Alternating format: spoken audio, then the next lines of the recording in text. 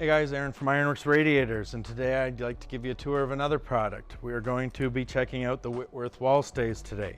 You might ask yourself why you need a wall stay. Well, if you have a taller radiator that is hooked up, especially with PEX, the center of gravity means that the radiator can tip relatively easy. And if you have children or pets that like to stand on the radiators, or just generally concerned that somebody may sit on it and knock it around, we have the solution for you.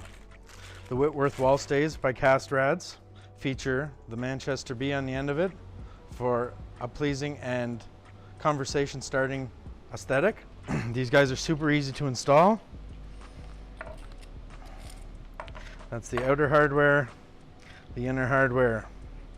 So you're going to put this wall plate on the wall back there, and you will install your screw and or anchor on whatever substrate you have behind the radiator in the wall. If this is a new installation, you can put blocking and use a wood screw to make it easier.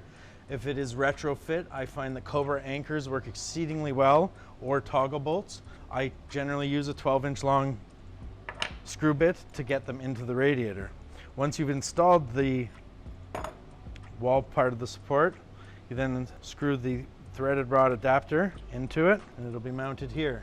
Then drop your rod down, adjust the backstop to the desired position.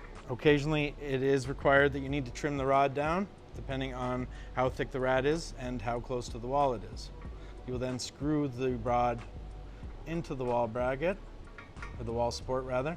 And then on the other side, put the front support, put the decorative nut, tighten it up, and you no longer have any concerns of your radiator being able to fall over or come loose from its piping connections.